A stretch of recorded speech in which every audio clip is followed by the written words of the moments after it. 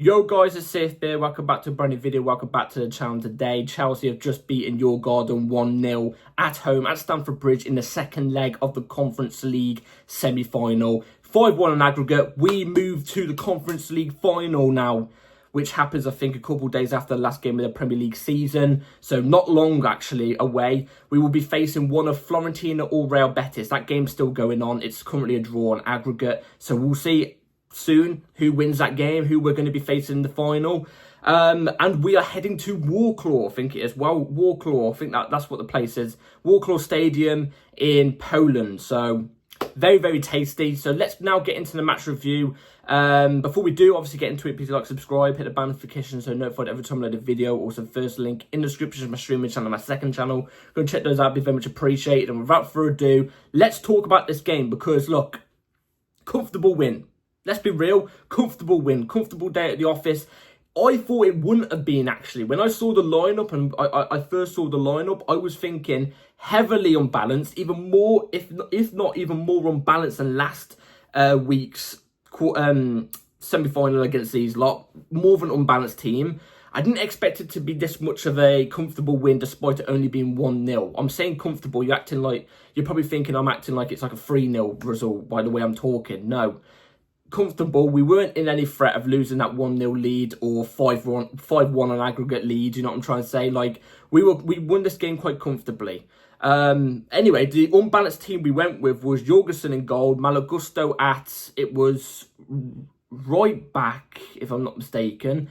Then we went Cucurella at left back, Tosin Adebayo, Badiashile as the two centre backs. Then we went with Reece James and Josh Achiempong as the two in midfield, which was one of the ones I was thinking, what the hell are we doing there? Two full-backs as your two double pivot midfielders. Very worrying.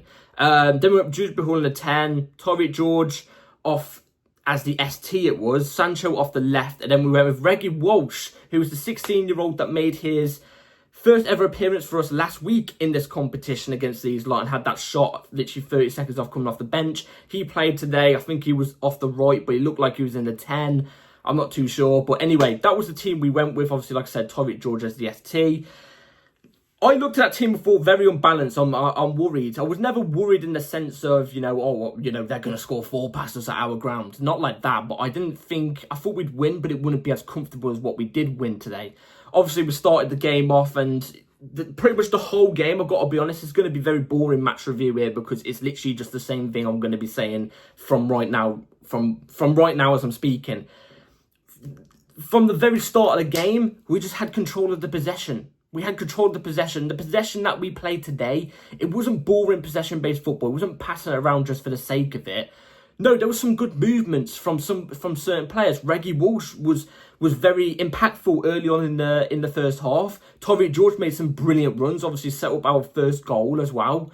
Kieran Djurgarden really surprised me. In my opinion, no matter what, he has to play the final. I think he deserves it. He's got the most minutes in this competition. He deserves to play. He's also got 4 goals in this competition. He has to. There were some good movements, some good bits of players, some good little 1-2s going on. Like I said, I didn't expect it because I thought the team was not balanced enough to get that type of play out of some of these players. But at the same time, you do expect it from these type of players. Even Josh Achiempong and Torrey George and stuff, they hold a certain calibre compared to these players. Obviously, Djurgarden's players. No offence to Djurgarden at all, but it is true. Like, they come from a certain cut. You know what I'm trying to say? A certain cloth. Chelsea Football Club. You know what I'm saying? So, they expect to come with some sort of pedigree. That's what I'm talking about. And like I said, we did get the first goal. We was knocking on the door for ages on the build-up to that. It came around the 40th minute that we did get the first goal. The first goal was a really good goal in the sense. We did play it out from the defence. We played it through the middle to our striker, which was Torrey George today. Torrey George came forward to received the ball on the turn, quickly on the turn, passed through to Kieran Djurgarden, who made a really good run as soon as Torrey George received the ball. Good through ball from Torrey George, and Kieran Djurgarden's one-on-one with the defender. Makes the defender sit on his arse and slots it in bottom left-hand corner off the post and in. Really good finish, makes us go 1-0 up. I thought from then on we were going to go and put 2 past them. Obviously, my match preview yesterday, if you haven't all seen yesterday, my prediction was for us to win 2-0. Reds be comfortable 2-0 win. I was close to that scoreline. I've got to be honest, I was close to that scoreline. But it was only 1-0. But we did knock on the door a couple of times, especially in the second half. The second half, for what I remember, Tyreek George had a really good chance where he went up for a header, which was really good play from us all round from the whole pitch. Really good passing and moving from us. It was a good crossing. Tyreek George got his head to it and he missed a complete sitter. Legit, the goal was here and Tyreek George probably about here. I'm talking real life. That's the margin. But he put it wide, but at the same time, he did crash into one of their players. He went down in the box and was down for a good solid minute or 2 or something like that. But luckily, he's okay. I thought for a second, oh God, this is a Cho situation, isn't it? Where Cho's going to play in the game. Remember when we had Hudson-Odoi and he was bigged up as this big talent and then he got injured in one of those games and we never saw the best from him. I thought, oh God, it's going to be a similar situation, isn't it? But luckily, Tyreek George was fine, and he was definitely fine because he tracked back really, really well for one of their counter-attacks and won us the ball to set us up on the counter-attack. So really, really well done in that sense from Tyreek George. And yeah, they, like I said, they didn't really threaten us. The whole game, we had control of the ball, really good play. There wasn't amazing chances from us, but we played decent to a sense. You know what I'm trying to say? They had like one chance that I was a little bit worried about, and it was literally, it was from a crossing, and they had a header or something like that. I can't remember what it was. It was maybe a cross box. It was a shot, I think.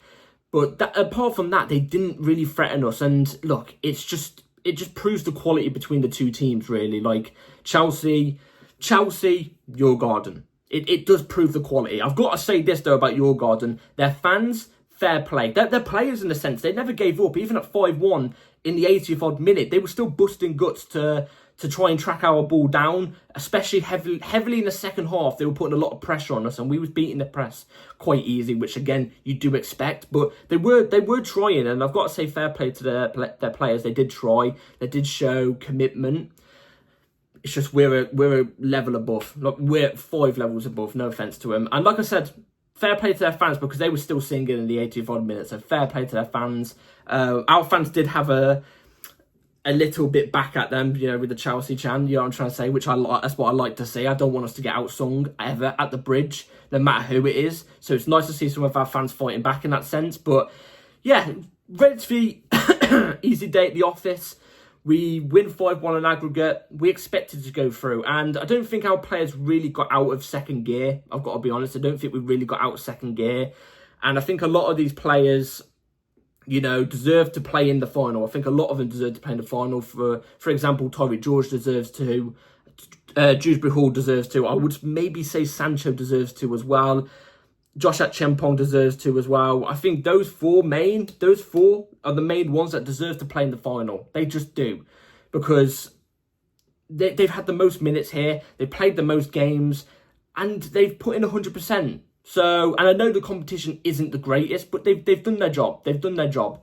So, anyway, let's move on to player ratings real quick. I'm sorry this is such a quick match review. Like I said, there wasn't much really to talk about the game, but also in about an hour and 30 minutes, I've literally got my first job. So I do apologise. I've got a little bit of nerves, you know what I'm trying to say. So, anyway, let's start with player ratings. Philip Jorgensen, easy day at the office. Didn't really have much to do apart from one save, which was a shot that was right at him. Hit with decent power. That's why he had to tip it over the bar. But apart from that, didn't have to really do much. So I would say it was a 6. I feel it was a 6. His distribution was decent.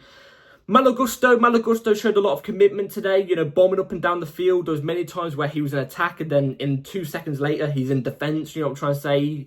He was decent today. I would give him a... There was one chance he had, actually. There was one chance which could have made it 2-0 where it was around the end of the game, maybe the 90th odd minute. We had the ball in defence and we're breaking. It's about like... I think it was Malagusto versus 2 of their players. We're breaking on the attack. Malagusto runs all the way on the left-hand side from our defence to their defence, takes the shot because nobody else is in the box, and we get a corner out of it. That was a really good chance from Gusto. Maybe should have not gone near post, should have gone far post, but he was decent today. I would give him a 5.5. I wouldn't say anything outrageous, but I'll give him a 5.5. I'm trying to see, on this list, everything's jumbled up. I'm trying to go off position. So, Cucurella, Only played the first 45 minutes, was decent. Apart from that, Cucurella just did Cucurella things, what he usually does. So I would say Cucurella was a 5.5 as well. Badiashile and Tosin, I'm going to give both of them a 6 as well. They were relatively quite comfortable as the two in our defence. No sloppy bits of play, no losing the ball.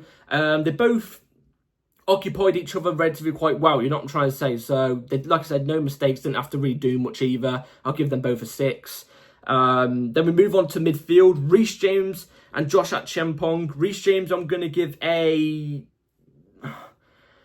I'll give him a 6 too. There was many times where he was getting pressed and Reece James is just press resistant. He uses his body so well to get out of tight situations and set us up on the counter-attack really, really well. He did that many times today, which was quite decent. I'll say relatively easy from Reece James, relatively easy day at the office, so I'll give him a 6. At Chempong, I'll give a 6 too as well. He played more minutes than Reece James today, which is understandable. And I thought he was relatively quite decent. I thought in the first half, he was a lot more sloppier than the second half. In the first half, he was getting caught on the ball way too often. Way too often.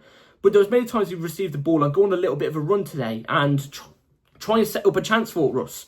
Like I said, that mainly came in the second half. So I'll say he's not a midfielder, is he? He's not a midfielder, so you can't really put anything on him. I'll give him a 6. Dewsbury Hall at a 10. Had a really good game, really good goal from Dewsbury Hall.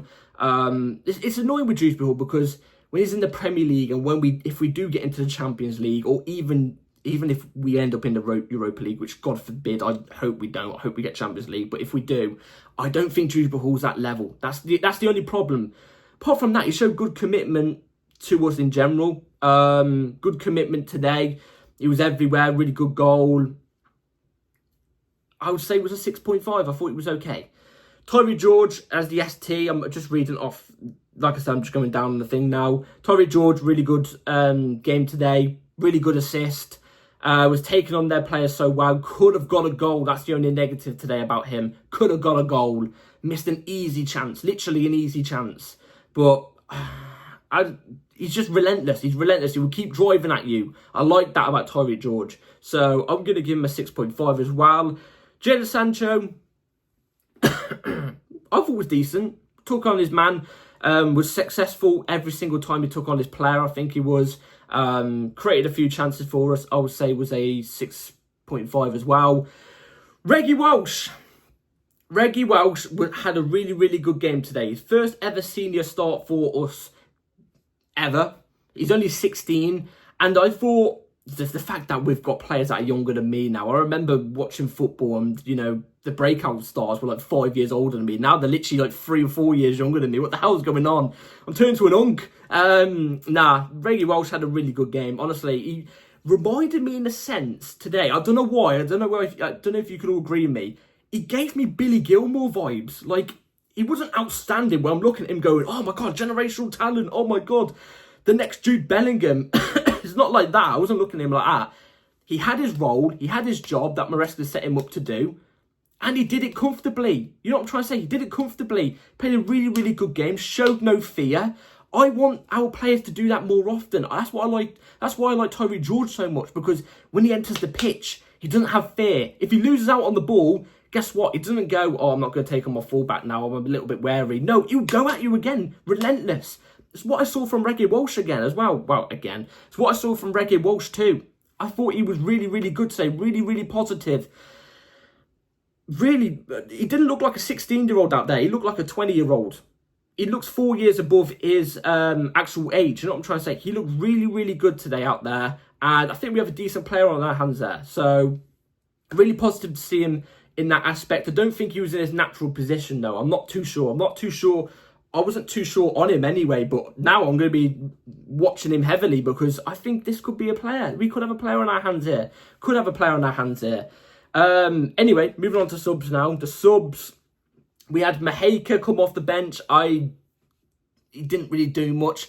I'm not a big fan of Maheka. I've got to be honest. I think he hasn't got enough I wouldn't say passion because I can't define him. I haven't seen him enough, but he doesn't seem to have that energy levels as much as some other players. You know what I'm saying? I'm not going to rate him because I think it's too harsh if I did. Not in the sense of I thought he was awful. I didn't think he was awful, but he didn't really have much of the ball. Antwi had a good game. I thought he came on, showed a lot of strength on the ball, and many times where you think he's going to lose it after taking on his player, he doesn't. He manages to show his strength and go forward with the ball. I thought Antwi was really, really positive. I would say he was a 6. I thought for his second or third appearance, I think it is, I would give him a 6. It wasn't that bad. Trevor Chalobah came on, and guess what? Apart from the result today and the fact we're going to the final, I'm living here with something. I'm leaving here with another thing, because when Reece James came off the bench and Trevor Chalobah came on, guess what? Guess who got the armband, the captain armband? Trevor Chalobah. That's another one to the owners. Stick that one up your arse. Have that. Love that. Yeah, Trev came on. Didn't really do much though, I've got to be honest. Wasn't on for much time anyway, but I'll give him a 5.5, I've got to be honest. And I think that's about it. There's nobody else on the subs bench there that I can read that came off the bench. We obviously had all the big boys on the bench just in case, that 1% chance, but none of them came off the bench anyway. Yeah, positive day at the office. We get a 1-0 result against Djurgardens. Unlucky Djurgardens. Have a good rest of your season in Sweden, I think it is. Sorry, I've got a bit of a tickle at the back of my throat. But yeah, we move on to the final of the Conference League. Thank God we can get this competition done with. Thank God we can actually face a somewhat worthy opponent, because between Real Betis and Fiorentina, at least there's a decent opponent there. It's not Champions League quality opponent, but they're a decent opponent. It's our first decent opponents of the competition, if we're being totally honest. You're going to get a live reaction right now to see who actually has gone through. So, Real Betis. Who's actually gone through between these two? Is extra time ended or is it still going? It's just loading at the moment, guys. Anyway, like I was saying, Maresca managed the game well. Good to see loads of our younger players and second teamers getting minutes. I think it's fully deserved. This competition effectively is made for them. With our quality of our team and the fact we should be in the UCL and stuff like that, if we can give our youth players and second teamers runs in this competition, and exactly what we did. We've rested all of our big boys for the weekend, which is obviously the bigger game, the game which we've got to win. Yeah, I'd say it's successful. It's not even come up. I can't lie here. Results. Yeah. So it's still in extra time. It's still 2-2. Oh, it's 2-2. So Real Betis are currently winning 4-3 in aggregate, but it's still in extra time. I don't know. In the next video, I'll tell you who we're facing in the Conference League. You'll probably see it online before then anyway. So, hope you've all had a good rest of your day and night. I'm about to go and do my first job shift today. Great. Can't wait. And yeah, move on to the final at Wroclaw. So, see you all at the end of the season in terms of that. But I'll see you all very, very soon. So, hit the bell notification so notified for my next upload. Like, subscribe, everybody. Take care. And I'll see you on the next video. Peace.